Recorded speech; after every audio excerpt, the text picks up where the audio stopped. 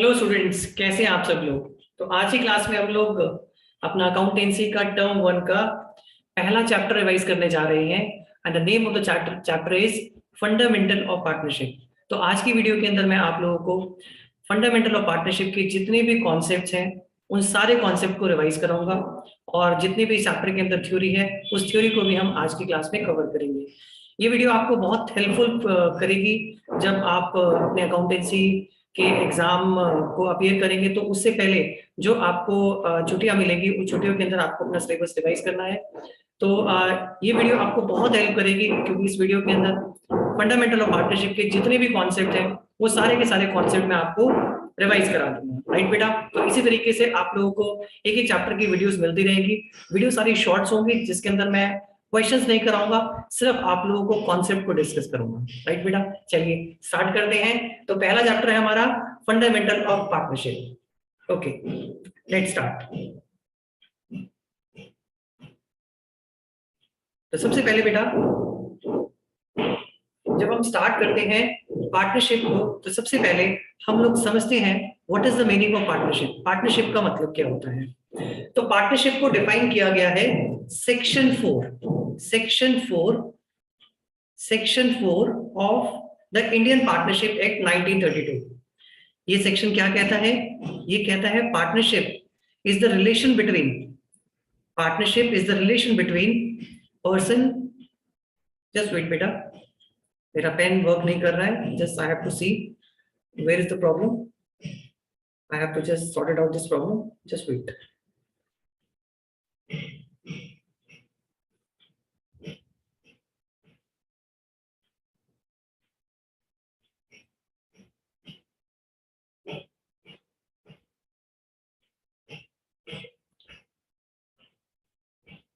हाँ जी बेटा, अब ठीक है। तो सबसे पहले बेटा पार्टनरशिप का मीनिंग आता है। पार्टनरशिप का जो मीनिंग है वो section 4 of the Indian Partnership Act 1932 के अंदर डिफाइन किया हुआ है। हमारे इंडिया के अंदर पार्टनरशिप के लिए एक एक्ट है, राइट, जो 1932 के अंदर बनाया गया था। इसीलिए इसको बोला जाता है इंडियन पार्टनरशिप एक्ट 1932। तो इसके सेक्शन 4 के अंदर पार्टनरशिप की डेफिनेशन है जिसमें बताया गया है partnership is the relation between persons who have agreed to share the profit of a business carried on by all or any of them acting for all।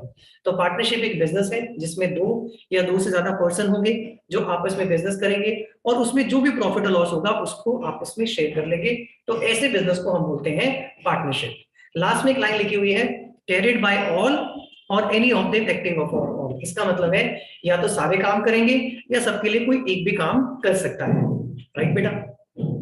The person who have entered into the partnership with one another are individually called partners। Right बेटा। Partnership firm के अंदर जितने भी member होते हैं उनको हम individually बोलते हैं पार्टनर और कलेक्टिवली उन्हें बोला जाता है पार्टनरशिप फर्म। राइट बेटा। तो इंडिविजुअली पार्टनरशिप के जितने भी मेंबर्स हैं दे आर कॉल्ड पार्टनर्स और कलेक्टिवली अगर हम सबको इकट्ठा कर दें तो ये क्या बन जाती है बेटा, फर्म। राइट। इसके बाद पार्टनरशिप बिजनेस के फीचर्स क्या होते हैं। पहला फीचर टू और मोर पर्सन। इसके अंदर दो या दो से ज्यादा पर्सन होते हैं। तो मिनिमम इसके अंदर दो होते हैं और मैक्सिमम बेटा इसके अंदर होते हैं 50। ये लिमिट आपको याद रखनी है, एमसीक्यू के लिए इंपॉर्टेंट है कि मैक्सिमम नंबर ऑफ मेंबर की क्या लिमिट है पार्टनरशिप के अंदर। तो maximum number of members are 50। Right. जब पार्टनरशिप स्टार्ट होती है तो पार्टनर्स के बीच में एग्रीमेंट होते हैं।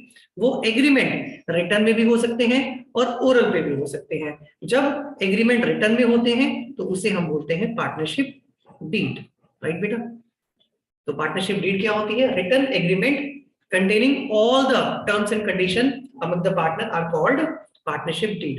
उसके बाद business with motive of earning profit। ये इंपॉर्टेंट है कि पार्टनरशिप बिजनेस जब हम करेंगे तो उसके पीछे हमारा मोटिव प्रॉफिट अर्निंग का होगा।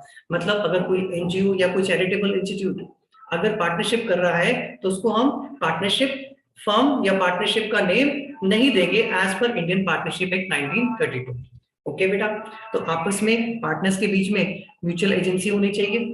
इसके बाद जो भी प्रॉफिट फर्म को हुआ है उस प्रॉफिट को पार्टनर क्या करेंगे, आपस में शेयर करेंगे। ऐसा नहीं है प्रॉफिट होगा तो एक को मिल जाएगा, अगर लॉस होगा तो एक बॉन्ड करेगा, ऐसा नहीं होगा। जो भी प्रॉफिट और लॉस होगा फर्म का उसको सारे पार्टनर्स आपस में डिवाइड करेंगे जो भी उनकी एग्रीड रेशो होगी, राइट बेटा। पार्टनर्स की जो लाइबिलिटी होती है वो अनलिमिटेड होती है। अनलिमिटेड का मतलब अगर फर्म को लॉस हो गया और फर्म अपनी लाइबिलिटी पे नहीं कर पा रही है तो उस केस में पार्टनर के पर्सनल एसेट को भी हम यूज कर सकते हैं। इसके बाद management and control, right. Management और कंट्रोल जो होता है पार्टनरशिप फर्म के अंदर वो पार्टनर्स के हाथ में होता है, राइट। इसके बाद रजिस्ट्रेशन नॉट कंपलसरी, यानी जो भी पार्टनरशिप फर्म है उसको अपना रजिस्ट्रेशन कराना कंपलसरी नहीं होता। रजिस्ट्रेशन कहाँ कराएंगे? रजिस्ट्रेशन कराएंगे इंडियन पार्टनरशिप एक्ट 1932 के अंदर, बट ये ऑप्शनल होता है, इसमें रजिस्ट्रेशन कंपलसरी नहीं होता है। जैसे कंपनीज के लिए रजिस्ट्रेशन कंपलसरी होता है under companies act 2013, but partnership firm के लिए ऐसी कोई ऑब्लिगेशन नहीं है। अगर वो चाहे तो रजिस्ट्रेशन करा सकते हैं, अगर चाहे तो वो रजिस्ट्रेशन ना करा के भी अपना पार्टनरशिप बिजनेस कर सकते हैं। तो बच्चे यहाँ से आपका एमसीक्यू क्वेश्चन बन सकता है, तो ये इंपॉर्टेंट है। पार्टनरशिप डीड के ऊपर भी जानी देखा गया है, एमसीक्यू क्वेश्चन बनता है। और ये भी यहाँ पे भी एमसीक्यू क्वेश्चन बन सकता है, क्वेश्चन आ सकता है आपके पेपर में कि let us take an example, कुछ मेंबर मिलके एक चैरिटेबल इंस्टीट्यूट को रन कर रहे हैं, एनजीओ रन कर रहे हैं, तो आपको बताना होता है क्या ये पार्टनरशिप फर्म है, क्या इसको हम पार्टनरशिप फर्म का नेम देंगे? नो, ये पार्टनरशिप बिजनेस नहीं है as per Indian Partnership Act 1932। और एक एमसीक्यू यहाँ से भी आता है जहां पे मैक्सिमम नंबर ऑफ मेंबर की लिमिट आपसे पूछी जाती है, तो आपको याद रखना है बेटा कितनी लिमिट है? 50 की लिमिट है, राइट। इसके बाद अगला कंसेप्ट आता है partnership deed. What is the meaning of partnership deed? तो पार्टनरशिप डीड एक डॉक्यूमेंट है कंटेनिंग द एग्रीमेंट। बस ये ध्यान रखना बेटा, डीड जो बनती है पार्टनरशिप की वो हमेशा राइटिंग में होती है, right. Among the partner is called partnership deed. Partnership deed अगर पार्टनर्स ने नहीं ली हुई, मतलब उनके एग्रीमेंट रिटर्न में नहीं है, तो उस केस में हमें इंडियन पार्टनरशिप एक्ट के कुछ रूल्स को अप्लाई करना पड़ता है। ये रूल आपको ध्यान रखने हैं, ये रूल बहुत इंपॉर्टेंट है। एग्जाम में जनरली यहां से भी क्वेश्चन आता है, तो यहां से भी आपको क्वेश्चन देखने को मिलेगा। तो पार्टनर्स के पास अगर पार्टनरशिप डीड नहीं है तो कौन कौन से रूल्स अप्लाई होते हैं, तो ये रूल आपको ध्यान रखने हैं। सबसे पहले पार्टनर्स अपने प्रॉफिट और लॉस को इक्वली डिवाइड करेंगे। इंटरेस्ट ऑन कैपिटल पार्टनर को अलाउ नहीं किया जाएगा। पार्टनर की सैलरी कमीशन ये भी अलाउ नहीं होगी। इंटरेस्ट ऑन ड्राइंग, पार्टनर का ड्राइंग करता है तो उसके ऊपर इंटरेस्ट भी चार्ज नहीं किया जाएगा। बट एक ध्यान रखना यहाँ पे, अगर किसी पार्टनर ने फर्म को लोन दिया हुआ है, उस लोन के ऊपर उसको इंटरेस्ट मिलेगा 6% per annum, right. Next concept, maintenance of capital account of partners. Partnership firm के अंदर पार्टनर्स की जो कैपिटल होती है वो दो टाइप की होती है। Number 1 is fix capital, number 2 is fluctuating capital. Fix capital का मतलब होता है ऐसी कैपिटल जो पूरे साल कांस्टेंट रहती है, राइट। जब पार्टनर की कैपिटल फिक्स होती है तो उस केस के अंदर ओपनिंग और क्लोजिंग कैपिटल दोनों इक्वल होती हैं, और उस केस में पार्टनर्स के लिए हम दो अकाउंट बनाते हैं। मतलब हर पार्टनर के लिए दो अकाउंट बनाए जाएंगे, एक बना जाएगा पार्टनर का कैपिटल अकाउंट और दूसरा बना जाएगा पार्टनर का करंट अकाउंट। कैपिटल अकाउंट में सिर्फ कैपिटल को रिकॉर्ड किया जाएगा और इसमें कुछ नहीं आएगा।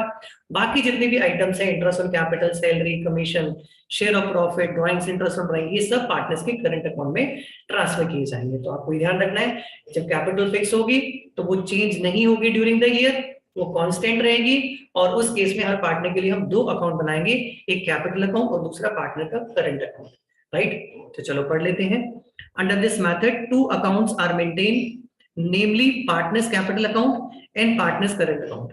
Transaction relating to introduction and withdrawal of capital are recorded in capital account, rest of the transaction recorded in current account, right. Fix capital के अंदर आपको एक बात और ध्यान रखनी है, वैसे तो ये कैपिटल पूरे साल सेम रहती है, लेकिन अगर कोई पार्टनर्स अपनी कैपिटल में कुछ और कैपिटल ऐड कर दे या अपनी कैपिटल से कुछ अमाउंट विड्रॉ कर ले तो उस केस में ये चेंज हो सकती है, राइट। तो ये दो एक्सेप्शंस हैं इस केस की।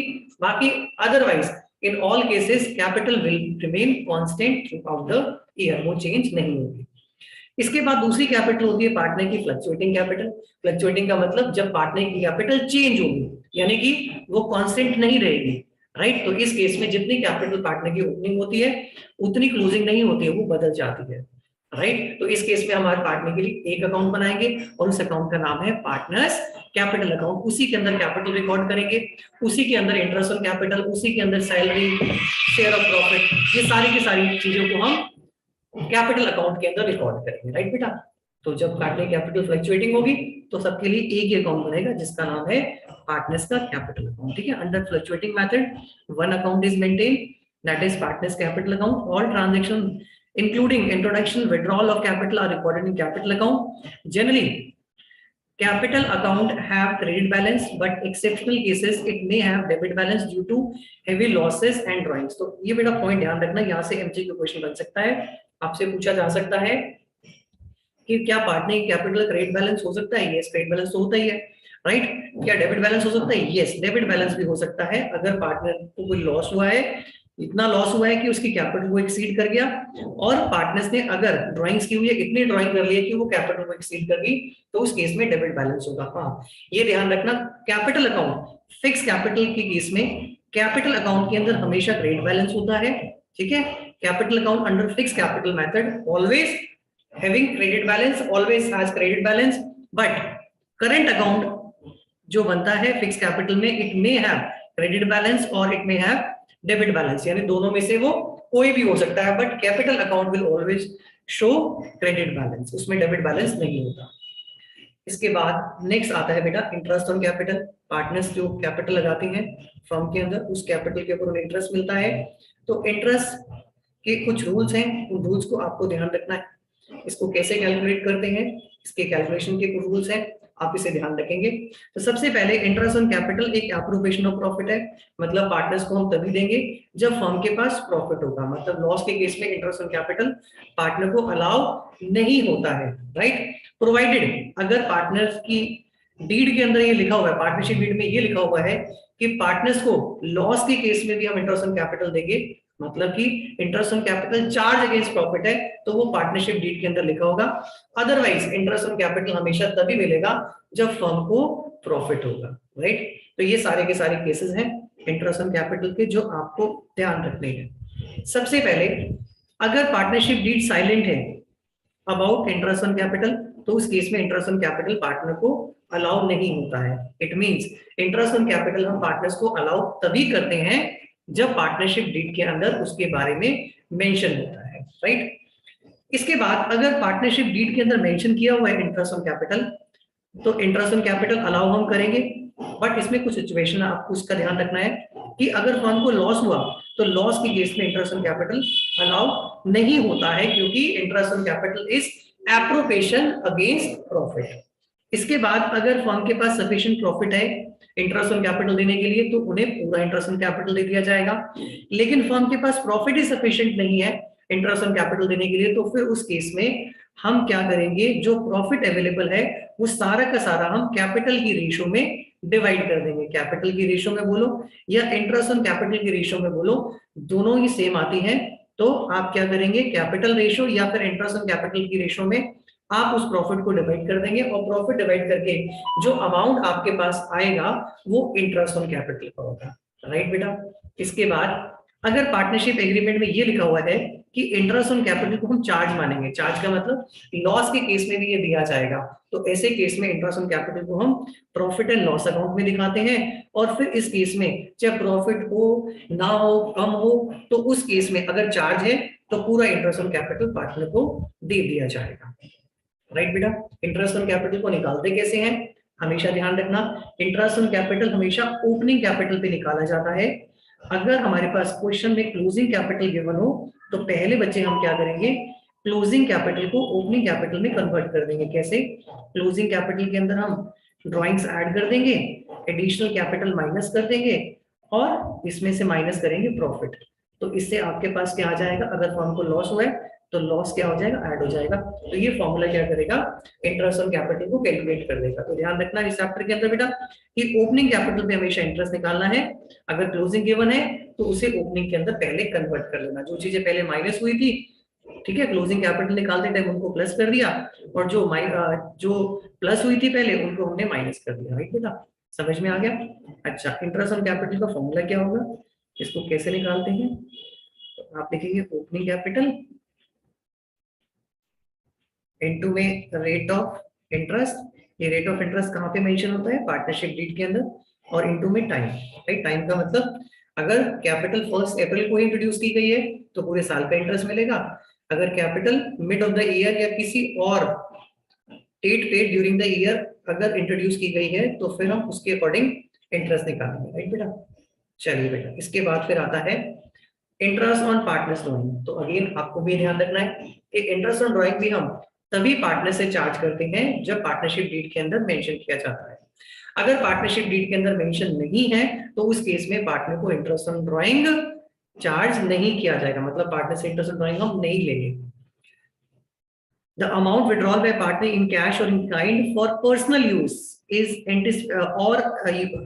personal use in anticipation of profit is termed as drawing। ठीक है बेटा, तो पार्टनर जो अमाउंट अपनी फर्म से विड्रॉ करता है कैश में या फिर काइंड में, किसके लिए बेटा, अपने पर्सनल यूज के लिए, तो उसको हम बोलते हैं ड्रॉइंग्स।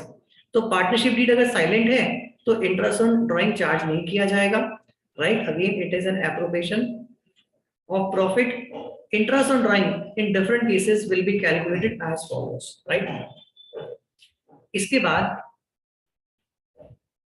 इसमें दो केस बनते हैं कि पार्टनर ने जो अमाउंट विड्रॉ किया है वो फिक्स इंटरवल में किया है, बिगिनिंग में, मिडल में, एंड में, तो फिर उस केस में आप टाइम के बेसिस पे आप इंटरेस्ट ऑन ड्राइंग को कैलकुलेट करेंगे। तो फॉर्मूला क्या होगा, annual drawing rate of interest into में एवरेज पीरियड। तो एवरेज पीरियड बेटा अलग अलग होते हैं, जैसे पार्टनर ने अगर ड्राइंग फुल ईयर के लिए की है तो बिगिनिंग में 6.5, मिडल में 6 और एंड में 5.5। अगर पार्टनर की ड्राइंग 6 मंथ्स की है तो उस केस में ये होता है 3.5, ये होता है 3 और ये होता है 2.5। अगर पार्टनर्स ने ड्राइंग क्वार्टरली की है तो ये होता है 7.5 और ये होता है 6 और ये होता है 4.5, राइट। ये आपको ध्यान रखना है। हाँ, अगर पार्टनर्स की ड्राइंग्स का अमाउंट अनइक्वल है और डिफरेंट डेट्स पे है तो उस केस में हम प्रोडक्ट मेथड से इंटरेस्ट ऑन ड्राइंग कैलकुलेट करते हैं, राइट। तो प्रोडक्ट मेथड से आप इंटरेस्ट ऑन ड्राइंग कैसे निकालेंगे, टोटल ड्राइंग्स इनटू में rate of interest upon 100 into में 1/12। तो इससे क्या होगा बेटा, आपके पास पूरा का पूरा इंटरेस्ट निकल के आ जाएगा, राइट। एक सिंपल मेथड भी ऊपर दिया हुआ है, इसके अंदर क्या होता है, हर ड्राइंग का हमें इंटरेस्ट अलग अलग निकालना पड़ता है और फिर उसके बाद जो इंटरेस्ट आते हैं उन सबको ऐड करना पड़ता है। तो इसमें हम देखेंगे कि पहली ड्राइंग कब करी, उसका क्या रेट ऑफ इंटरेस्ट है और किस डेट पे ड्राइंग हुई है और 31 मार्च तक कितने मंथ से मिली है, ठीक है। तो हर इंटरेस्ट को हम अलग अलग इंडिविजुअली निकालेंगे और फिर सबको ऐड कर देंगे, राइट। ऑल्दो हम लोगों ने क्लासेस के अंदर इसी तरीके से प्रोडक्ट मेथड से हमने इंटरेस्ट ऑन ड्राइंग निकालना सीखा है, तो आप इसी से करेंगे। इसके बाद फिर आता है accounting treatment of interest on partners loan, right. अगर फर्म के किसी पार्टनर ने फर्म को लोन एडवांस किया हुआ है तो उस लोन के ऊपर उसको इंटरेस्ट मिलेगा और जो इंटरेस्ट मिलेगा वो चार्ज अगेंस्ट प्रॉफिट होगा, मतलब वो पीएनएल अकाउंट के अंदर आएगा। फर्म को प्रॉफिट हो या लॉस हो, इंटरेस्ट ऑन लोन हम पार्टनर्स को हर केस में अलाउ करेंगे ही करेंगे। और ये इंटरेस्ट ऑन लोन पार्टनर्स के कैपिटल अकाउंट में ट्रांसफर नहीं होगा, ये पार्टनर्स के लोन अकाउंट में ट्रांसफर होगा, इस बात को आपको ध्यान रखना है। लेकिन अगर पार्टनरशिप डीड साइलेंट है about the interest on loan तो उस केस में आपको ध्यान रखना है interest on loan will be given to partner at the rate of 6% per annum. ठीक है बेटा, ये ध्यान रखना है 6% का रेट तभी होता है जब पार्टनरशिप डीड साइलेंट होती है। अगर मेंशन कर रहा है पार्टनरशिप डीड के अंदर तो फिर जो रेट है उसी रेट से उसे इंटरेस्ट मिल जाएगा। हाँ, ये ध्यान रखना ये चार्ज अगेंस्ट प्रॉफिट होता है, मतलब फर्म को लॉस भी हुआ तब भी हम ये इंटरेस्ट ऑन पार्टनर को पे करेंगे ही करेंगे, राइट। तो इसलिए बेटा चार्ज आइटम जो होती है उसको हम कहाँ दिखाते हैं, प्रॉफिट एंड लॉस अकाउंट के अंदर, राइट। इसके बाद फिर नेक्स्ट आता है पार्टनर्स की कमीशन कैसे कैलकुलेट होती है, right. Commission to a partner कैसे कैलकुलेट होगा। अच्छा, सैलरी का भी ध्यान रखेंगे बेटा।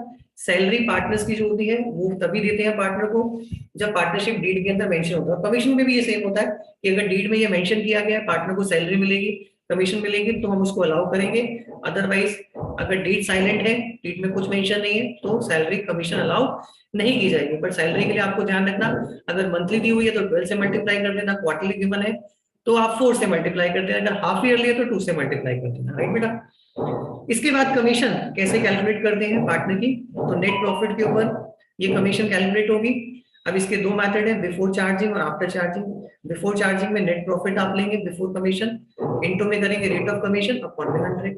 और आफ्टर चार्जिंग में क्या होगा बेटा, same net profit before commission होगा, रेट ऑफ कमीशन होगा, बट ध्यान रखना जो रेट ऑफ कमीशन है वो नीचे डिनोमिनेटर के अंदर ऐड हो जाएगा, ठीक है बेटा। जैसे 10 है 10 अपॉन 110, ठीक है। 5 है अपॉन में 105, इसके बाद अगर 15 है तो 15 अपॉन 150, राइट। इसका पूरा लॉजिक हम लोगों ने क्लास में डिस्कस किया हुआ है, राइट। बस इतना ही ध्यान रखेंगे, बिफोर के अंदर रेट अपॉन 100 और आफ्टर के अंदर जो रेट ऑफ कमीशन है वो नीचे आपने डिनोमिनेटर में ऐड कर। ओके। इसके बाद rent paid to a partner, अगर पार्टनर की प्रीमिसेस बिल्डिंग को यूज किया जा रहा है फर्म के अंदर तो उसके लिए उसे रेंट पे किया जाएगा, और ये रेंट जो पे कर रहे हैं हम पार्टनर को, ये एक चार्ज अगेंस्ट प्रॉफिट होता है। चार्ज अगेंस्ट मतलब इस रेंट को हम प्रॉफिट एंड लॉस अकाउंट में दिखाते हैं। This is not appropriation out of profit, मतलब ये एप्रोप्रिएशन नहीं है। तो interest sorry rent paid to partner exam में आपसे पूछ सकते हैं किस अकाउंट में शो करते हैं, पी&एल अकाउंट में या फिर पी&एल एप्रोप्रिएशन में, तो किस में आएगा बेटा, पी&एल अकाउंट के अंदर आएगा। आपसे ये पूछ सकते हैं कि ये चार्ज अगेंस्ट प्रॉफिट है या एप्रोप्रिएशन अगेंस्ट प्रॉफिट, तो अगेन आपको ध्यान रखना है this is charge against profit. Okay बेटा, तो it is therefore debited to P and L account and credit to partners current account in case of capital fix और partners capital account in case of capital are fluctuating, right बेटा। इसके बाद फिर 11th concept आता है कि फर्म के अंदर जो प्रॉफिट होता है उस प्रॉफिट को डिस्ट्रीब्यूट कैसे किया जाता है। तो पार्टनरशिप फर्म के अंदर प्रॉफिट के डिस्ट्रीब्यूशन के लिए पी&एल एप्रोप्रिएशन अकाउंट बनाया जाता है। इस अकाउंट से प्रॉफिट का डिवीजन, इस अकाउंट के अंदर प्रॉफिट का डिवीजन शो किया जाता है कि पार्टनर को कितना कितना प्रॉफिट में से शेयर मिलेगा। बस इस अकाउंट में आपने ध्यान रखना है क्या करना है, पी&एल अकाउंट से जो नेट प्रॉफिट आएगा पहले वो ट्रांसफर करना है। बट ये ध्यान रख लेना कि जो पी&एल से नेट प्रॉफिट आप ट्रांसफर कर रहे हैं उसमें पी&एल की सारी आइटम माइनस हो जानी चाहिए। तो जनरली क्या होता है कि पी&एल कुछ आइटम आपको माइनस करके नहीं दी होती तो आपको वो माइनस करनी होती है। तो 3 आइटम आप ध्यान रखेंगे जो आपको क्वेश्चन में दी हो सकती है, जो आपको माइनस करनी पड़ सकती है, जिसमें सबसे पहले आता है इंटरेस्ट ऑन पार्टनर्स लोन, दूसरा आता है रेंट पेड टू पार्टनर और तीसरा आता है मैनेजर कमीशन, राइट, जिसको हमने क्लास में एमआरआई से याद किया था। ठीक है, manager commission, rent paid to partner और इंटरेस्ट ऑन लोन, पहले ये माइनस कर देना, उसके बाद फिर नेट प्रॉफिट को पी&एल एप्रोप्रिएशन में ट्रांसफर कर देना, और फिर उस अकाउंट से आप क्या करेंगे, सारी एप्रोप्रिएशंस करेंगे। मतलब इस अकाउंट में कौन कौन सी आइटम्स आती है पी&एल एप्रोप्रिएशन अकाउंट में, इसमें इंटरेस्ट ऑन कैपिटल, पार्टनर की सैलरी, कमीशन, राइट, अगर कोई रिजर्व मेंटेन किया जा रहा है उसको ट्रांसफर करेंगे हम, और इंटरेस्ट ऑन ड्राइंग। तो ये सारी एडजस्टमेंट करने के बाद पी&एल एप्रोप्रिएशन में जो बैलेंसिंग फिगर होगी, जो फाइनल अमाउंट आएगा, उस अमाउंट को हम बोलेंगे नेट डिविजिबल प्रॉफिट, और उस नेट डिविजिबल प्रॉफिट को हम डिवाइड कर देंगे पार्टनर्स की प्रॉफिट शेयरिंग रेशियो में। अगर रेशियो गिवन है आपको क्वेश्चन में तो आप उसमें डिवाइड कर देना, अगर रेशियो गिवन नहीं है तो उस केस में हम इक्वली डिवाइड कर देंगे, राइट बेटा। चलिए, इसके बाद फिर आता है नेक्स्ट इज पास एडजस्टमेंट। तो पास एडजस्टमेंट का कॉन्सेप्ट क्या है बेटा, पास एडजस्टमेंट के अंदर हमें रेक्टिफिकेशन करना होता है अगर फर्म के बुक्स अकाउंट में कोई एरर्स हो गया है या ओमिशन हो गई है।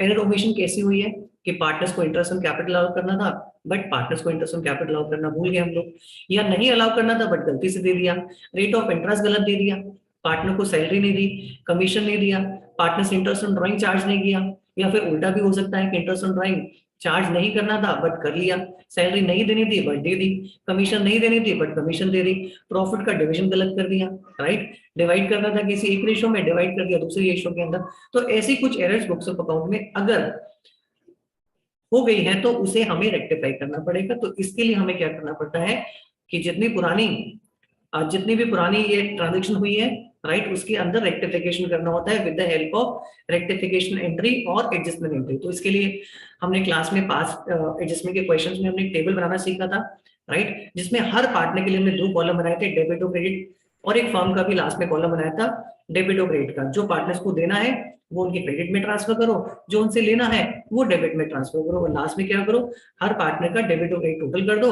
अगर एक्सेस डेबिट होगा तो उस पार्टनर को डेबिट करेंगे, एक्सेस क्रेडिट होगा तो उस पार्टनर को क्रेडिट करेंगे, राइट बेटा। तो इसका पूरा फॉर्मेट एक बार मैं दोबारा रिवाइज कर रहा हूँ आपको। तो सबसे पहले हम क्या करते हैं कि अगर क्वेश्चन में आपको प्रॉफिट गिवन हो तो सबसे पहले आप क्या करेंगे, उस प्रॉफिट को रिवर्स कर देंगे, क्योंकि जो प्रॉफिट डिवाइड किया गया है वो गलत डिवाइड किया गया है, राइट। तो पहले उसको रिवर्स किया जाएगा। रिवर्स करने के लिए हम क्या करेंगे, पार्टनर्स के अकाउंट को डेबिट कर देंगे और फर्म को क्रेडिट कर देंगे। उसके बाद फिर देखेंगे पार्टनर्स को हमने क्या क्या नहीं दिया, इंटरेस्ट ऑन कैपिटल नहीं दिया, वो पार्टनर्स को क्रेडिट कर दो, फर्म में डेबिट। सैलरी पार्टनर को नहीं दी है, पार्टनर्स में क्रेडिट, फर्म में डेबिट। अगर कमीशन नहीं दी है तो पार्टनर्स में क्रेडिट, फर्म में debit. Interest on drawing charge नहीं किया है तो वो पार्टनर्स के अंदर क्रेडिट, पार्टनर्स में डेबिट हो जाएगा, क्योंकि ड्राइंग्स पे इंटरेस्ट पार्टनर से चार्ज करते हैं, तो वो पार्टनर्स के डेबिट में आएगा, फर्म के क्रेडिट में आएगा। तो लास्ट में आप क्या करेंगे, जैसे पी&एल एप्रोप्रिएशन बनाते हैं आप लोग कि लास्ट में बैलेंसिंग फिगर निकालते हो और नेट डिविजिबल प्रॉफिट होता है, तो इसी तरीके से फर्म का टोटल करेंगे आप, क्रेडिट साइड को टोटल करेंगे, उसमें से आप डेबिट वाली माइनस करेंगे, तो जो बैलेंसिंग फिगर होगी वो प्रॉफिट होगी, वो पार्टनर के अंदर डिस्ट्रीब्यूट हो जाएगी in their profit sharing ratio, जो भी उनकी करेक्ट प्रॉफिट शेयरिंग रेशियो है। राइट बेटा। तो जब जैसे डिवाइड करेंगे तो अमाउंट पार्टनर्स के क्रेडिट में आ जाएगा। लास्ट में आप हर पार्टनर के कॉलम को डेबिट और क्रेडिट को टोटल करेंगे। अगर वहां आपको एक्सेस डेबिट मिलता है तो उस पार्टनर को आप डेबिट करेंगे, अगर किसी का एक्सेस क्रेडिट है तो उसको आप क्रेडिट करेंगे। राइट बेटा। तो अपने आप ऑटोमेटिकली क्या होगा, आपकी एंट्री टेली कर जाएगी। बट एंट्री पास करते टाइम ध्यान रखना कि अगर पार्टनर कैपिटल फिक्स है तो आप करंट अकाउंट यूज करेंगे, और पार्टनर कैपिटल फ्लक्चुएटिंग है तो आप कैपिटल अकाउंट यूज करेंगे। तो कई बार बच्चों को एडमिशन होती है कि सर करंट कब लिखते हैं, कैपिटल कब लिखते हैं। तो बेटा क्वेश्चन में अगर मेंशन है स्पेसिफिकली कि कैपिटल फिक्स है तो करंट लिखना, अगर क्वेश्चन साइलेंट है और नहीं बताया हुआ कुछ भी आपको तो हमेशा हम कैपिटल अकाउंट लिखते हैं। मतलब उस केस में ये माना जाता है पार्टनर की जो कैपिटल है वो फ्लक्चुएटिंग है। राइट बेटा। लास्ट टॉपिक आता है guarantee of profit to a partner. ठीक है। तो guarantee of profit to a partner के अंदर क्या होता है, हम किसी एक पार्टनर को गारंटी दे देते हैं कि उसको एक मिनिमम शेयर ऑफ प्रॉफिट मिलेगा। अगर उतना शेयर ऑफ प्रॉफिट उसे नहीं मिल रहा है तो वो रिमेनिंग अमाउंट जो मतलब उसके प्रॉफिट में डेफिशिएंसी है, उस डेफिशिएंसी को या तो फर्म बाउंड करेंगे, फर्म का मतलब बाकी अदर पार्टनर्स। राइट। अगर उसमें आपको डेफिशिएंसी रेशियो गिवन है तो उस डेफिशिएंसी रेशियो में डिवाइड कर देना। अगर डेफिशिएंसी रेशियो गिवन नहीं है, राइट, तो उस केस में पार्टनर अपनी ओल्ड रेशियो में डिवाइड कर लेंगे। और हाँ, अगर किसी एक इंडिविजुअल पार्टनर ने गारंटी दी है दूसरे पार्टनर को तो फिर उस केस में हम क्या करेंगे, हम उसी पार्टनर से चार्ज करेंगे। राइट। यानी कि उस पार्टनर जो गारंटी दे रहा है उसके शेयर ऑफ प्रॉफिट में से माइनस कर देंगे जितना भी अमाउंट डेफिशिएंसी का है। तो इसके कुछ स्टेप्स हैं, उस स्टेप्स को आप ध्यान रखेंगे। उस स्टेप्स क्या क्या है, स्टेप्स है सबसे पहले आप जो प्रॉफिट आपको गिवन होगा उसे आपने डिवाइड करना है सारे पार्टनर्स के अंदर। हाँ, एक चीज ध्यान रखना, प्रॉफिट को डिवाइड करने से पहले अगर कोई interest on capital, salary, commission या इंटरेस्ट ऑन ड्राइंग ऐसी कुछ आइटम की एडजस्टमेंट करनी है तो पहले वो कर देना। उसके बाद जो फाइनल प्रॉफिट आएगा वो पार्टनर्स में डिस्ट्रीब्यूट हो जाएगा उनकी रेशियो में। फिर ये देख लेना कि जिस पार्टनर को गारंटी मिली है उसको कितना अमाउंट मिल रहा है, तो calculate the actual share of profit loss of guaranteed partner.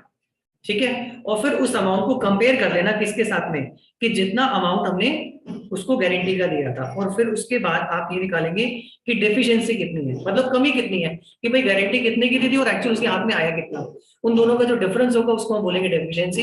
ये कैसे निकालेंगे, जो अमाउंट गारंटी का दिया था और जो एक्चुअल उसको शेयर ऑफ प्रॉफिट मिला। जैसे मैं आपको एग्जांपल देता हूँ कि गारंटी पार्टनर को दी थी 50,000 की, लेकिन उसको जो एक्चुअल प्रॉफिट मिला वो 40 का मिला है। तो इसका मतलब उसके प्रॉफिट में डेफिशिएंसी कितनी है, 10,000 की। तो ये 10,000 हम उस गारंटेड पार्टनर के अकाउंट में ऐड कर देंगे। फिर ये अमाउंट देगा कौन, तो देगा कौन, इसमें हम ध्यान रखेंगे कि अगर ये गारंटी फर्म ने दी है, फर्म का मतलब बाकी अदर पार्टनर ने दी है, ए और बी ने दी है, तो हम ए और बी में डिवाइड कर देंगे। अब ए और बी में डिवाइड करोगे तो किस रेशियो में करेंगे, तो अगर आपको डेफिशिएंसी की रेशियो गिवन है तो आप डेफिशिएंसी की रेशियो में डिवाइड कर देना। मतलब इस डेफिशिएंसी को डिवाइड करने के लिए आपको बताया हुआ है कि ए और बी इसको इक्वली डिवाइड करेंगे या 3:2 में डिवाइड करेंगे, तो आप उसमें डिवाइड करेंगे।